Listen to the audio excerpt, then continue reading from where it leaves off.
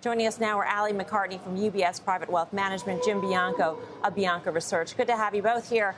Alli, I'll start off with you, and I got to be honest, I read the notes through, and if we played the game, guess the strategist target based on their market outlook, I wouldn't have guessed 4,700 by year end on the S&P 500 from you.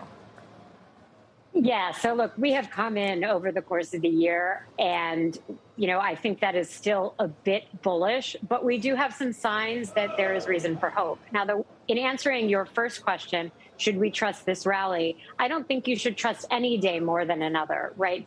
Do I hope that we end the week going into not a ninth week of consecutive downs, and that we can actually get enough support to hold risk on into the weekend?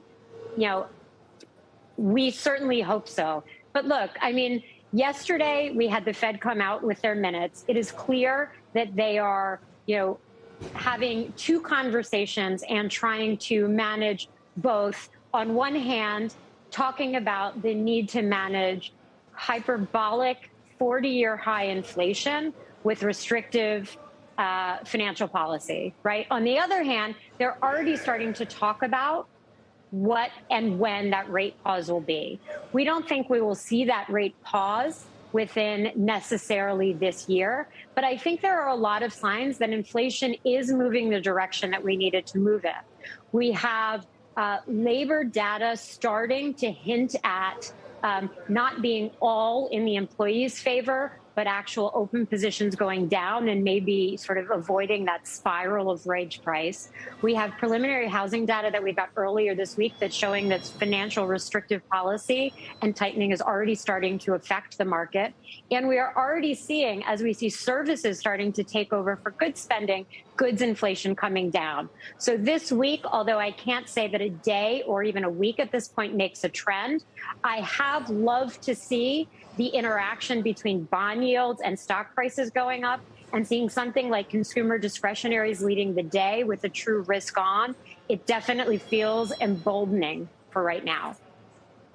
So Jim, I guess, as we stand here at the precipice of the Fed's path towards neutral in terms of their rate hike plans, we're seeing the grit already in the wheels of the economy, right? As Alli had mentioned, we're seeing some, slowdown in housing. We're seeing some uptick in claims.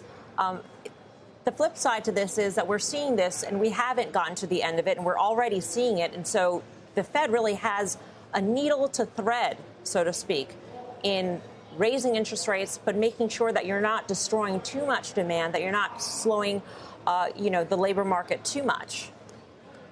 Yeah, that's right. The Fed is, the old adage used to be that the Fed hikes until something breaks. But the 2022 version of that is the Fed hikes until enough things break. We've already broken things. We've got the worst stock market in 52 years so far through May 25th. We've got arguably the worst bond market in 200 years. And that's because we've got high inflation and the Fed is trying to deal with it. And I think as we move forward, we're going to have to basically see if we get signs that inflation is coming down, not peaking. Everybody knows it peaked. It probably already has peaked at 8.5%. But that's not the story, and that's never been the story. The story is how fast does it come down? Because if it ends the year at 5%, the Fed's going to go full on the whole year.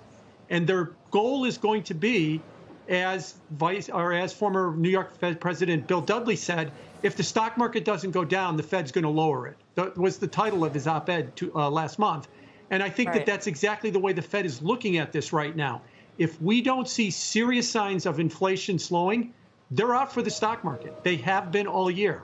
And I don't think that's going to change because I don't think we're going to see enough signs of inflation slowing.